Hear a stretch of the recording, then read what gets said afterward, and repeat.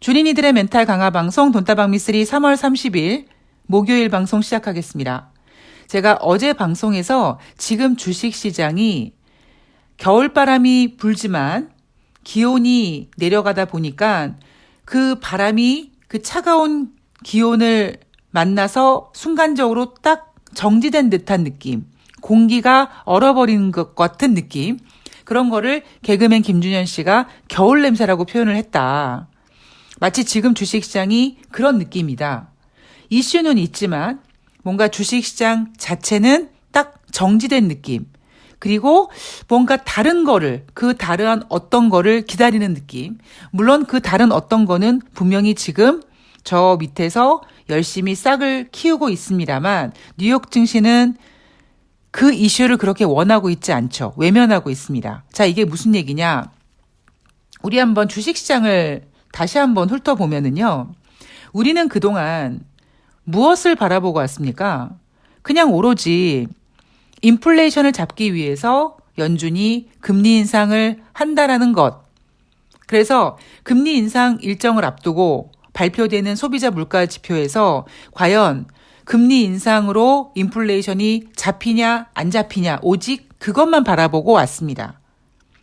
그런데 지금은 아직 인플레이션은 연준이 원하는 그 수치까지는 내려오지 못했으나 인플레이션을 잡기 위해서 인상했던 그 금리 인상이 인플레이션만 둔화시킨 게 아니라 미국의 경제도 둔화 혹은 침체로 만들고 있는 과정이 이제 눈에 보이다 보니까 지금 뉴욕 증시는 저 밑에서 새롭게 싹 트는 경기 침체라는 이슈를 보고 싶지 않은 겁니다. 그래서 여전히 지금 뉴욕 증시는 크게 뺄 생각이 없고 지금 미국은 현재 경기 둔화지만 경기 둔화를 인정하지 않죠.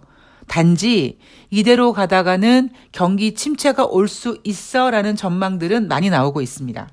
이게 지금 주식시장입니다. 자, 제가 일요일 방송에서 이번 주 주식시장에 대해서 제가 뭐라고 말씀드렸냐면 일단 기억나십니까? NH투자증권에서 2300포인트를 하단으로 잡았고 시장 분위기 그렇게 좋지 않게 봤죠. 근데 제가 무슨 이야기를 해드렸냐면 월말이다 보니까 그리고 1분기 마무리다 보니까 분명히 기관들의 윈도우 드레싱 효과가 나타날 것이다. 최소한 일주일 중에 하루쯤은 기관의 매수세가 지수를 지지해 줄 것이다. 아마 그게 저는 조심스럽게 3월 29일 수요일 주식시장이 아니었나 싶습니다. 기관이 매수를 해줌으로써 어느 정도 주식시장을 견고하게 좀 지켜줬죠. 자, 다시 말씀드리지만 여러분, 현재까지 미국은 주식을 크게 뺄 생각이 없습니다. 그러나 대한민국은 신흥국입니다. 주제 파악을 해야 되고요. 특히 여러분들이 최근 뉴스를 통해 아니면 세난을 통해서 지금 윤석열 정부가 경제를 얼마나 말아먹고 있는지를 알고 계시기 때문에 이제 대한민국은 대한민국으로서 뭔가 이제 주제 파악을 정말 확실하게 해야 되는 때거든요. 물론 그렇다고 일부 시사 방송하시는 분들이 코스피 시장이 개폭락될 것이다, 2천 깨질 것이다 이렇게 공포스러운 얘기를 하지만 그렇게 되지는 않을 것이다. 그러니까 보면은요, 저는 주식과 매일매일 싸우면서 드는 생각이 뭐냐면, 야, 주식이 정말 냉정한 녀석이다. 그래서 제가 여러분들한테, 여러분, 저는 주식시장에서 어떠한 일이 벌어져도 눈 하나 깜빡하지 않습니다. 라는 이야기를 종종 해드리는데, 어쩌면 그게요, 제가 주식시장을 오랫동안 바라보고 있다 보니까 내가 이 녀석을 닮아가나? 라는 생각이 들 정도입니다. 굉장히 그러니까 무섭고요. 독하고요. 사람이 죽어나가는 테러가 발생해도 테러 관련 또 수혜주가 있다 보니까 그런 종목들은 또 상승을 하고 경기 침체 그래서 경제가 안 좋다라고 하지만 또 방어주라는 이름을 달고 경기 방어주라는 이름을 달고 또 올라가는 종목들도 있으니까요. 그게 저는 주식시장이라는 생각이 듭니다. 자, 그렇다면 제가 지금 그동안의 어떤 주식시장에 대해서 이슈가 이렇게 이동하고 있고 지금 현재 어떤 분위기인지 여러분들께 설명을 해드렸는데요. 지금 미국 같은 경우는요. 제가 앞에서도 한번 말씀드렸지만 실리콘밸리 뱅크 사태가 터졌을 때 미국이 바로 폐쇄를 결정하고 연방예금보험공사를 파산 관제인으로 지정을 했습니다. 제가 그때 여러분들 어떻게 가스라이팅 해드렸냐면 일단 미국 대형은행들은 강력한 은행 스트레스 테스트를 통해서 2008년도 같은 리스크는 부각되지 않을 거다. 그리고 또 하나 대신 그 트라우마가 있다 보니까 2008년도 리먼 사태 때는요. 사실 저도 그때 증권사에 근무하고 있었지만 어떤 느낌이었냐면 이게 뭐지? 라는 느낌이었습니다. 그러니까 하다가 시간을 많이 좀 허비한 부분이 있었어요. 그러다 보니까 이번에는 이 실리콘밸리 뱅크 사태에 있어서 그냥 바로 스피드하게 착착착 일을 진행했죠. 왜냐하면 시간을 끌면 끌수록 공포감이 커지기 때문입니다. 그래서 미국은 지금 실리콘밸리 뱅크로 시작된 어떤 유동성, 중소형 은행들의 유동성 위기, 그리고 이 중소형 은행들의 유동성 위기가 뭐 스위스 은행이라든가 도이치방크 같은 독일 은행까지 뭔가 퍼지는 것 같은 불안감은 여전히 남아 있습니다만 그럼에도 불구하고 뉴욕 증시는 연방정부의 적극적인 대책, 그리고 만약에 어떤 문제가 생기면 우리는 바로바로 처리하겠다. 이런 의지를 보면서 뉴욕 증시는 견고하게 움직이고 있습니다. 반면에 저 밑에서 싹두고 있는 경기 침체는 지금 뉴욕 증시는 외면하고 있어요. 그렇게 보고 싶어 하지 않습니다. 인정하고 싶지 않죠. 다시 말해서 주식시장 입장에서는요. 인플레이션을 잡기 위해서 금리 인상을 할 건데 금리 인상은 주식시장에 안 좋은 거 아니야? 이런 이슈가 훨씬 다루기가 편하지. 경기 침체라는 녀석은 사실 주식시장도 굉장히 부담스럽습니다. 그래서 지금 뉴욕 증시가 어떤 분위기냐면 경기 침체라는 것을 맞이하기 싫다 보니까 자꾸 금리 인하 기대를 계속 불지르고 있는 거죠. 하반기에 경기 침체 될 텐데 그러면 금리 인하해야 되는 거 아니야? 이런 거를 미리 지금 이슈를 땡겨가지고 시장에다가 던지고 있습니다. 지금 제가 여러분들한테 설명해드린 그런 분위기가 3월 29일 수요일 뉴욕 증시에서 나타났습니다. 이날 뉴욕 증시 3대 지수가 1%대 이상 상승했죠. 자, 어떠한 호재가 있느냐? 냉정하게 얘기하면 그 어떠한 호재도 없습니다. 3월 달 내내 좀 시장을 힘들게 했던 그 힘들게 한 부분이 과연 연준이 금리를 동결할 거냐 말 거냐 이런 것까지 만들게 했던 미국의 중소형 은행들의 리스크가 완전히 끝났느냐 아직 그것도 모르거든요. 그리고 이번 주 이제 후반에 발표될 2월 달 개인 소비 지출 같은 경우도 증가됐을 거라고 예상되다 보니까 분명히 시장에서는 이거 인플레이션 지표인데 이거 잘 나오면 연준이 금리를 계속 인상할 텐데 금리를 계속 인상하면 미국 경기가 더 안 좋아질 텐데 이런 분위기를 좀 계속 엮어가고 있는 거거든요. 그래서 사실 이날 뉴욕 증시는요. 올라갈 이유가 하등의 이유가 없었습니다. 그런데 이날 왜 뉴욕 증시가 1%대 이상씩 올랐느냐? 제가 지금까지 오늘 방송에서 쭉 설명해 드린 내용입니다. 미국 경제가 침체가 될 것 같은 전망이 자꾸 나오다 보니까 이미 이슈를 빨리 땡겨 쓰려고 하는 그 특성을 갖고 있는 증시는 미국의 경기 침체 온다? 그러니까 금리 인하해야 될 것 같아? 라는 금리 인하 이슈를 땡겨 쓴 거죠. 그래서 이날 은행권의 유동성 위기가 조금 잔잔해지는 것 같아서 다시 술렁거리려고 했던 미국의 10년 국채 금리가 전일과 비슷한 3.56에서 움직였죠.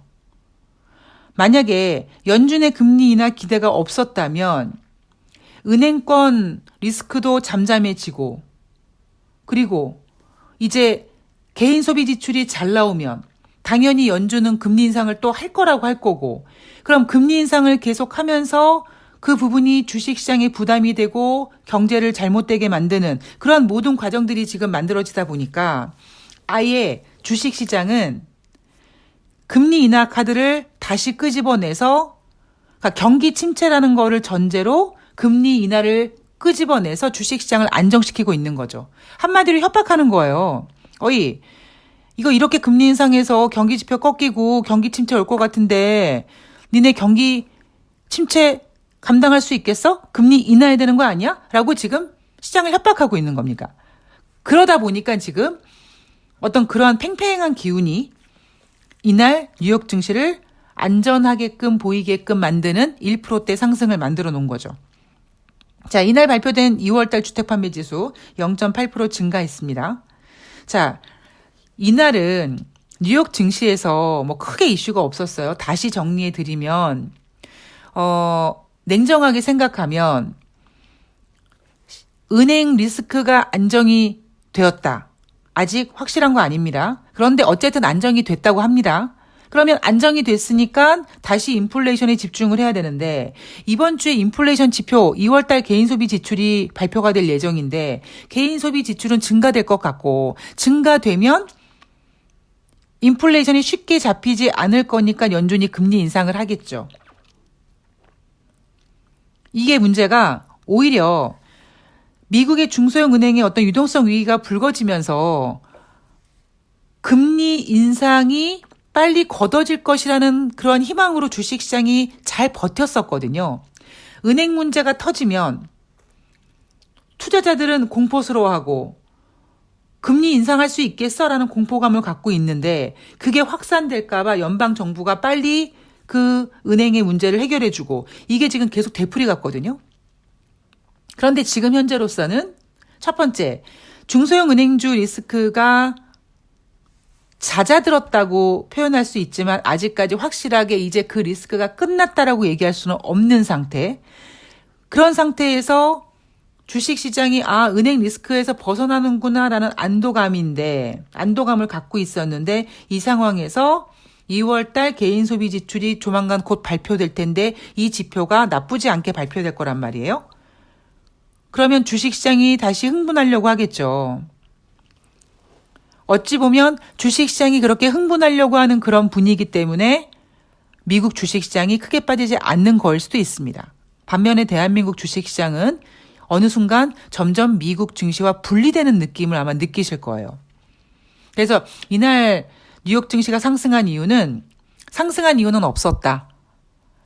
미국의 중소형 은행주에 대한 어떤 리스크는 여전히 남아있고 인플레이션 잘 잡히지 않는 거에 대한 어떤 걱정거리도 남아있으나 이슈를 먼저 땡겨 쓰는 주식이 경기 침체라는 그런 새로운 이슈를 잘 포장해서 경기 침체 올지도 모르니 금리를 인하해야 될 걸 이렇게 시장을 협박하면서 금리 인하 기대로 이날 뉴욕 증시가 상승한 겁니다. 자, 이제 이해가 조금 가시죠? 제가 지금 장중이어서 약간 좀 정신이 없긴 한데 자, 여러분 오늘 그 이야기를 잘 이해하셨으면 좋겠습니다. 그동안 우리는 3월 달까지 인플레이션을 잡기 위한 금리 인상에 집중했었고 그 과정 속에서 미국의 중소형 은행주들의 유동성 위기가 불거졌고 그 유동성 위기가 불거질 때마다 연방 정부에서 적극적으로 해결을 했고 뭐 그 덕분에 시간이 지나간 다음에 느끼시겠지만 자산시장의 버블은 많이 꺼졌을 겁니다. 그런데 우리에게는 리먼 사태의 어떤 그 트라우마가 있다 보니까 금융권에서 유동성 위기가만 나오면 우리는 심장이 두근두근 하죠. 그래서 그 두근두근한 공포가 확산될까봐 빨리 마무리 짓고 빨리 해결해주고 그러다 보니까 또 시장은 한편으론 이 문제가 또 크게 부각되지 않겠구나. 그리고 안도하다 보니까 다시 2월달 개인 소비 지출로 시선이 넘어가게 되고 그러다 보니까 사람들이 연준이 계속 금리를 인상하겠는데 라고 생각한다면 주식시장이 빠지겠죠. 그거를 못하게 하기 위해서 금리 인하 기대를 끌어온 겁니다. 그래서 뉴욕 증시를 상승시킨 거예요. 자, 그런데 그 얘기는 반대로 여러분 지금 여러분 눈에 확실하게 확인된 게 있습니까? 은행들의 위기가 완전히 종식됐는지 확인 못했죠. 연준이 하반기에 금리를 인하하겠다, 아니겠다라고 얘기한 적이 없습니다. 그죠? 그냥 지금은 뭔가 공백기 같은 느낌. FOMC 회의도 5월 달에 있고 하다 보니까 실적의 기대자니 이번에 1분기 실적은 그렇게 기대기도 어려운 실적이 별로 안 좋을 것 같으니까 지금은 마치 지금 대한민국 검찰이 창작 소설을 써서 이재명 대표를 괴롭히는 것처럼 지금 아무것도 없는 그 공백기에 투자자들이 자신들의 어떤 생각으로 지금 시장을 만들어 갑니다. 그 만들어가는 과정 속에서 미국은 시장을 뺄 생각이 없다 보니까 저렇게 금리 인하 이슈까지 끄집어 들여서 소설을 써서 증시를 올리는 거고, 대한민국 주식시장은 이제 신흥국 주제 파악을 해야 된다라는 거죠. 자, 레리 맥도널드가요, 리먼 브라더스 사태와 리스크 대응 방법이 담긴 상식, 거대한 실패, 리먼 브라더스의 붕괴의 내부 사정, 이런 책을 써서 베스트셀러가 됐었습니다. 그 저자가 지금 미국의 증시 대폭락을 예고하고 있어요. 그런데 이 사람의 인터뷰를 자세히 보면은요, 또다시 증시 대폭락 가능성을 경고했지만 그 인터뷰에서 뭐라고 얘기했냐면, 다만 미국 은행 리스크가 리먼급 위기로 확산되지는 않을 것이다. 좋은 소식이 있다면 이번 은행 위기가 파괴적인 경기 침체를 일으킨 리먼 사태와는 다르다. 바이든 행정부가 그리고 연준이 적극적으로 싸워주고 있기 때문에 2008년도 글로벌 위기, 그러니까 리먼 사태보다 천천히 진행되는 그런 신용 위기로 끝날 것이다라고 얘기합니다. 자, 이게 어떤 의미일까요? 미쓰리가 여러분들한테 계속 가스라이팅 하는 거. 자, 대형 은행들은 강력한 스트레스 테스트를 진행했다. 그리고 금리 인상으로는 인플레이션을 잡을 수 없다. 그런데 이러한 유동성 위기, 금융권의 유동성 위기가 시장에 공포감을 주면서 자연스럽게 유동성의 거품을 깨줍니다. 그래서 이 리먼 브라더스 사태의 베스트셀러 작가도 증시가 하락할 거예요라고 공포를 주면서도 또 다른 이면에는 그런데 2008년도 같지는 않을 거예요. 왜? 조 바이든과 연준이 적극적으로 대응하고 있기 때문에 그 정도는 아닐 거예요라고 얘기하고 있지 않습니까? 그러니까 지금 시장은 물론 재료가 없는 건 아니에요. 경기 침체라는 재료가 있습니다만 그 경기 침체라는 재료조차도 금리 인하를 끄집어 와서 금리 인하를 해서 경기 침체를 막아야 되지 않겠니라고 포장하고 있는 겁니다. 이게 지금 2023년 3월 30일 주식시장의 현재입니다. 자, 종목들, 열심히 활동되고 있고요. 활동되고 있지만 결국에 여러분, 세력들도 사람입니다. 그래서 그들도요, 지수의 움직임, 이슈의 움직임 굉장히 아주 견고하게 봅니다. 그래서 주식시장이 막 빠져도 올라가는 녀석이 있지만 그런 녀석을 개인들이 갖고 있는 경우는 드물죠.